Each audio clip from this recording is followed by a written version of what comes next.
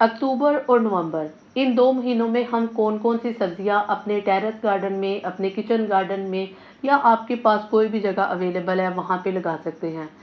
अक्सर लोगों का कहना है कि हम सीड्स लगाते हैं लेकिन वो जर्मिनेट नहीं करते, उसकी रीज़न बताएँ और कैसे 100% जो है वो हमें रिज़ल्ट मिल सकता है। तो ये वीडियो मैंने एक डिटेल के साथ बनाई है, अक्टूबर में हम कौन-कौन सी सब्जियाँ लगा सकते हैं। आपने इसको एंड तक देखना है, आपको सारी इन्फॉर्मेशन क्लियरली पता चल जाएगी। अस्सलाम वालेकुम and welcome to another video. I hope कि आप सब ठीक ठाक होंगे। अल्हम्दुलिल्लाह मैं भी ठीक हूँ। जब भी आप लोगों ने सब्ज़ी लगानी है, चाहे आप सर्दी की सब्ज़ी लगाएं या आप गर्मी की सब्ज़ी लगाएं, तो हमेशा जो सीड्स वाला पैकेट होता है आपने उसके ऊपर एक्सपायरी डेट देखनी है। अगर वो 1 साल से पुराने बीज है तो आप उसको बिल्कुल यूज़ ना करें, लेकिन अगर वो 6 माह पुराने हैं फिर आप इसको यूज़ कर सकते हो। जितने बीज फ्रेश होंगे उतने ज़्यादा चांसेस होंगे कि वो जर्मिनेट कर जाएंगे।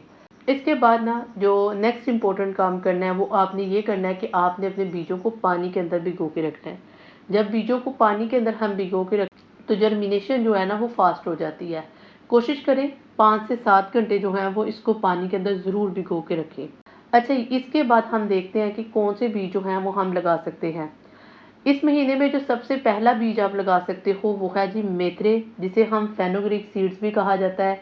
इसकी बहुत सारी अफादियत है, इसके पत्ते हेल्दी हैं, इसके जो बीज हैं वो हमारे लिए बहुत बेस्ट होते हैं।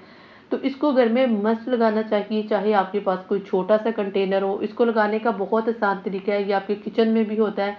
किचन में मोस्टली जो चीज़ें होती हैं वो फ्रेश होती हैं क्योंकि हम उनको डेली बेसिस पे यूज़ करते हैं। लगाने का तरीका ये है कि आप सिंपल सा पकड़ के इसको मिट्टी के अंदर स्प्रिंकल कर दें। मिट्टी सिर्फ आपकी नरम होनी चाहिए, जितनी मिट्टी नरम होगी ये प्लांट उतना ही जल्दी जर्मिनेट करेगा। और इवन डैट कि ये 3 दिन के अंदर जर्मिनेट भी हो जाता है और 5 से 6 दिनों के अंदर इसके पत्ते भी निकल आते हैं।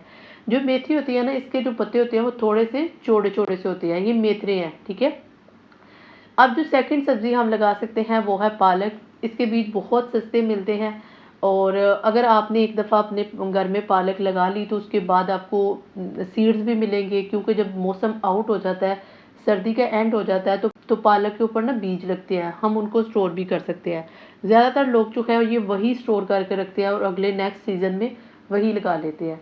अब इनको लगाने का तरीका बिल्कुल जैसे हमने मेथी को लगाया था वैसे ही हम इसको भी लगाएंगे।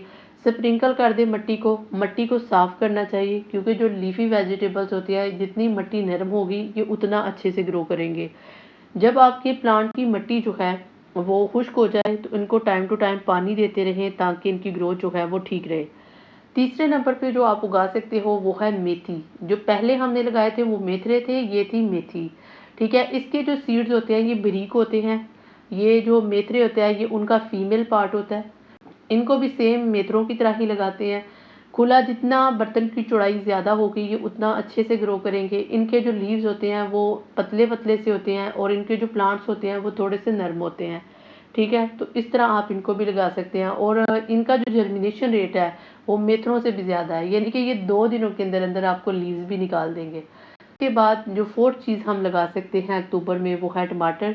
टमाटर के बीज आपको खरीदने की बिल्कुल ज़रूरत नहीं है, जो आपके घर में टमाटर है आप उसको ही सिंपल लगा सकते हैं। सर्दी के मौसम में आपने इसको सर्दी से बचा के रखना है, अदरवाइज़ ये ग्रो कर जाएंगे।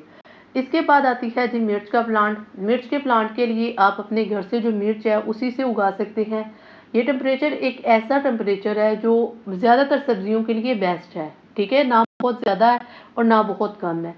तो मिर्च के प्लांट जो हैं ज़्यादातर लोग जो हैं वो इसी मौसम में प्रिपेयर करके रखते हैं। सर्दी में हम इनको सेव करके रख सकते हैं और आगे जब गर्मी आती है तो हमारे प्लांट्स रेडी होते हैं और वो जल्दी से फ्रूटिंग करना स्टार्ट कर देते हैं। तो आप अभी से इनको भी प्रिपेयर करके रख सकते हैं। इसके बाद आ जाता है जी पुदीना। पुदीने के लिए इससे बेस्ट मौसम कोई नहीं है। सितंबर जो है आप ये कह सकते हैं कि इसका ग्रोथ पीरियड है और अक्टूबर में इसके ऊपर इतनी जल्दी ग्रोथ आ जाती है कि अगर आप इसकी कलम लगाओ ना तो कम से कम 7 से 8 दिनों के बाद इसके ऊपर पत्ते भी आ जाएंगे। चाहे आप सारा दिन इसको धूप के अंदर रखो, नो इशू, ठीक है। ये इसका ग्रोथ पीरियड है और बेस्ट टाइम है, आप अगर लगाना चाहते हो तो इसको लगा सकते हो। बस मिट्टी जो है वो नरम होनी चाहिए और टाइम टू टाइम पानी देते रहे। जो न्यू सीडलिंग होती है ना इनको पानी की ज़्यादा ज़रूरत होती है। जैसे छोटे बच्चे को फीड की ज़्यादा ज़रूरत होती है तो इसी तरह जो न्यू सीडलिंग होती है ना उसे पानी की ज़्यादा ज़रूरत होती है। इसके बाद जी हम हरा धनिया लगा सकते हैं। टेम्परेचर इसके लिए भी बहुत बेस्ट है, क्योंकि हरा धनिया जो है वो फुल सनलाइट में ग्रो करता है और टेम्परेचर 25 डिग्री सेंटीग्रेड होना चाहिए। यानी इससे अबव होगा तो इसके लिए थोड़ी सी डिफ़िकल्टी होगी, लेकिन ये बेस्ट टाइम है, अगर आप लगाना चाहते हो तो लगा सकते हो। इसके बाद है जी मूली। मूली के बीज जो हैं ये रेड कलर के होते हैं, थोड़े से ये मोटे मोटे से होते हैं। जहाँ भी आपने लगाना है इसको, उस गमले की गहराई ज़्यादा होनी चाहिए और एक गमले में आपने 3 या 4 जो है वो बीज लगाने हैं, इससे ज़्यादा नहीं लगाने। आपने स्पेस दे के लगाना है, और अगर आप अभी लगा लेते हैं तो नवंबर में आपको इसकी हार्वेस्टिंग भी मिलेगी। ये बहुत ईजी टू ग्रो है, और इसके बाद सबसे बड़ी बात है कि ये ऑर्गेनिक फॉर्म में उग सकती हैं। बस आप लोगों ने ये ख्याल रखना है कि जिस पॉट में लगाएं उसकी गहराई अच्छी खासी हो। इसके बाद जो आप लगा सकते हैं वो है शलजम। शलजम के बीज बहुत बारीक होते हैं, जहाँ भी आप इसको लगाएं ये उग जाता है। बस पॉट की गहराई अच्छी होनी चाहिए, मिट्टी थोड़ी सी नरम होनी चाहिए और मिट्टी को नम रखना है। बाकी जो है वो शलजम जो है वो इजीली ग्रो हो सकते हैं। इसके बाद जो आप लगा सकते हो वो है सलाद पत्ता। सलाद पत्ता की भी हम पनीरी रेडी करते हैं। ये मैं आपको एक डिटेल वीडियो में बताऊंगी कि कैसे इसकी पनीरी जो है वो रेडी की जाती है और कैसे इसको तैयार किया जाता है, तो वो आप लोगों ने देख लेना है, ठीक है।